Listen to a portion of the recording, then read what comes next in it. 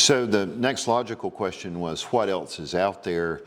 Louisiana has such a wonderful agricultural and horticultural history, and what's interesting is I found that North Louisiana is much different than South Louisiana, where South Louisiana, particularly the New Orleans area, has a more multinational heritage. North Louisiana saw a lot of immigration from other states rather than from other countries. So the agriculture is different, the foodways are different. And so I can show you two examples. Marcy is going to talk about a lot of the recovered LSU varieties that she has been instrumental in getting back. I was working 4-H University one summer and we had some downtime, so I trekked off to the library and found a paper from 1945 by Dr. J.C. Miller, who was LSU's vegetable breeder back in the day.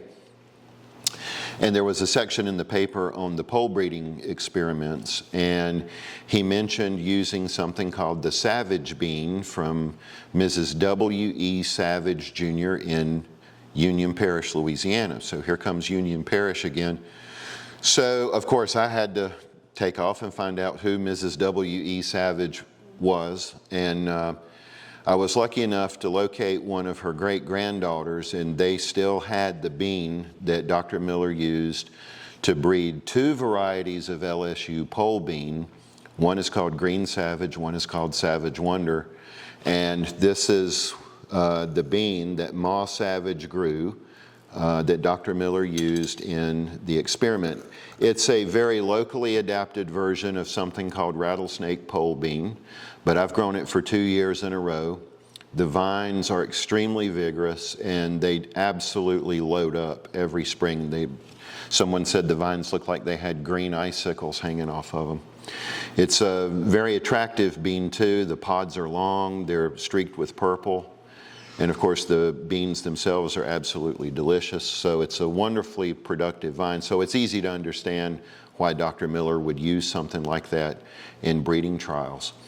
In the center ramekin here, we have something called case knife pole bean, which we know was grown at Rosedown Plantation in St. Francisville during the 1800s.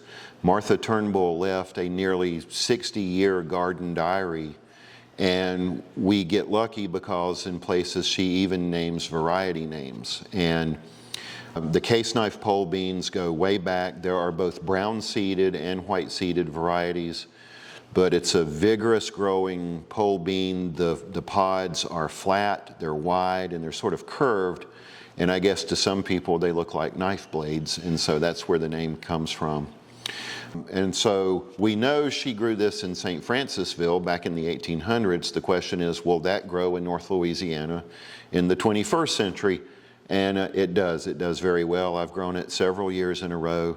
The vines always load up, very productive. And I have left them over the summer, and when temperatures moderated again in late summer, early fall, they'll put on a smaller, but a second smaller crop too. So that's just two examples of some of the horticultural history in Louisiana.